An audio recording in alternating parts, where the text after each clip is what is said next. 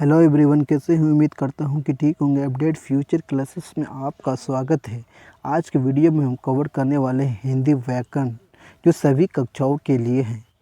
चाहे आप 10th class के हो या 12th क्लास के हो या अन्य किसी एग्ज़ाम के लिए तैयारी करने वाले हैं।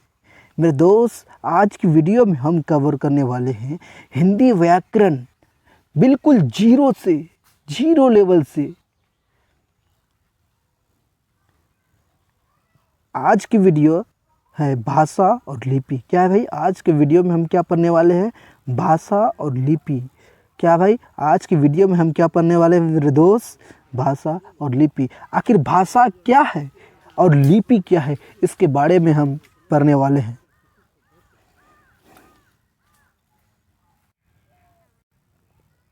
मेरे दोस्त, एक सवाल है कि आखिर हिंदी क्या है।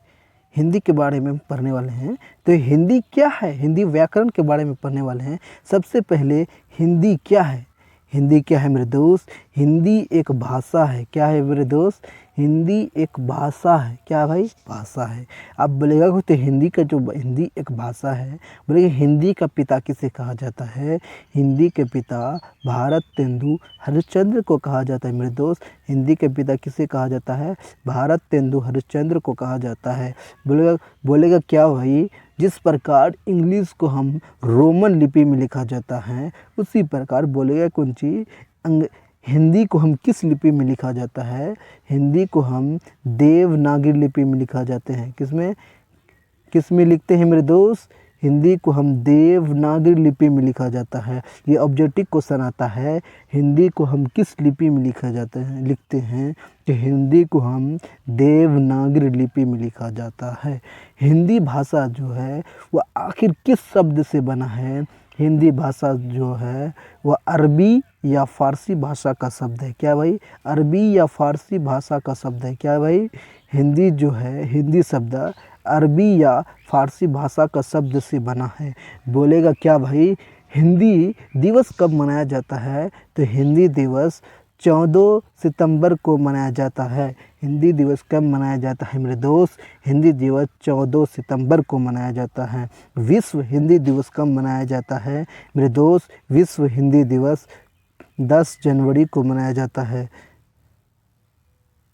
विश्व हिंदी दिवस कब मनाया जाता है मेरे दोस्त? विश्व हिंदी दिवस 10 जनवरी को मनाया जाता है। कब मनाया जाता है मेरे दोस्त? 10 जनवरी को विश्व हिंदी दिवस मनाया जाता है। विश्व हिंदी दिवस कब मनाया जाता है मेरे दोस्त? विश्व हिंदी दिवस 10 जनवरी को मनाया जाता है। कब मनाया जाता है? 10 जनवरी को हम विश्व हिंदी दिवस मनाते हैं। अब हम टॉपिक पर आने वाले हैं। आखिर भाषा क्या है मेरे दोस्त? आप क्या पढ़ने वाले हैं? भाषा। भाषा जो है क्या है? आखिर व्हाट इज़ भाषा? भाषा क्या है? यानी भाषा यानी लैंग्वेज क्या है? यानी अपने मन के भाव को बोल कर या लिख कर प्रकट करते, यानी मन के भाव को मन के भाव को बोल कर या लिख कर प्रकट करते हैं। यानी जब हम अपने मन के भाव को बोल कर या बोल कर या लिख कर प्रकट करते हैं, उसी को हम भाषा कहते हैं। भाषा कितने प्रकार के होते हैं मेरे दोस्त? भाषा कितने प्रकार के होते हैं? भाषा 3 प्रकार के होते हैं। नंबर 1 क्या भाई? भाषा जो 3 प्रकार के होते हैं। नंबर 1 मौखिक, नंबर 2 लिखित, नंबर 3 सांकेतिक। क्या भाई? सांकेतिक। लेकिन मुख्य रूप से 2 प्रकार के होते हैं। क्या भाई? एक मौखिक और एक लिखित। बोलेगा क्या भाई? मुख्य रूप से कितने प्रकार के होते हैं? मुख्य रूप से 2 प्रकार के होते हैं, एक मौखिक एक लिखित। आप बोलेगा क्या भाई? बोलेगा कि मौखिक आखिर भाषा किसे कहते हैं? यानी मुंह से जो आवाज़ निकलता है उसी को हम क्या कहते हैं? मौखिक। यहाँ पर क्या कह रहा है? जब मन के भाव को जब बोल कर प्रकट करते हैं, उसी को हम मौखिक कहते हैं। क्या भाई? क्या कहते हैं भाई? जब हम यानी मुंह से जो आवाज़ निकलने वाले भाषा को हम क्या कहते हैं? मौखिक भाषा कहते हैं। यानी जब अपने मन के भाव को, यानी जब हम बोलते हैं, मुंह से निकलने वाले को हम क्या कहते हैं? मौखिक कहते हैं। कोई भी शब्द निकल गया, यानी जब जब मन के भाव को बोल कर प्रकट करते हैं उसी को हम क्या कहते हैं, बोल कर जब प्रकट करते हैं, क्या भाई, बोल कर प्रकट प्रकट करते हैं उसी को हम क्या कहते हैं, मौखिक कहते हैं। लिखित किसे कहते हैं भाई, क्या भाई, लिखित किसे कहते हैं, यानी जब हम अपने मन के भाव के विचार को लिख कर प्रकट करते हैं उसी को हम लिखित कहते हैं। यानी जिस तरह से अभी हम पढ़ा रहे हैं, यानी लिखित शब्द, यानी जब अपने मन के भाव के विचारों को लिख कर, यानी किसी को लिख कर प्रकट करते हैं उसी को हम क्या कहते हैं, लिखित कहते हैं। आप अगला तीसरा नंबर में क्या कह रहा है, संकेतिक। क्या कह रहा है भाई, संकेतिक आखिर किसको कहता है, संकेतिक। मेरे दोस्त ये सवाल है कि संकेतिक किसे कहते हैं आखिर, यानी जब हम अपने मन के भाव के विचारों को प्रकट संकेत या इशारे के माध्यम से प्रकट करते हैं उसी को हम संकेतिक कहते हैं।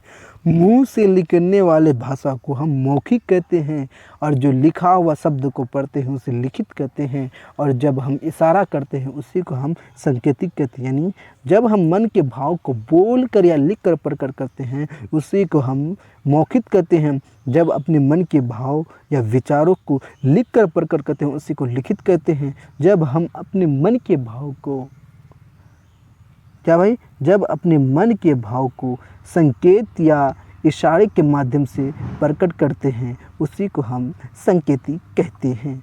यानी संकेतिक का इस्तेमाल ज़्यादातर इशारा में। बोलिएगा कि राष्ट्रभाषा किसे कहते हैं, तो राष्ट्रभाषा किसे कहते हैं मेरे दोस्त, क्या बोलेगा कि राष्ट्रभाषा किसे कहते हैं, किसी भी देश में सबसे अधिक बोले जाने वाली भाषा को हम क्या कहते हैं भाई, राष्ट्रभाषा कहते हैं।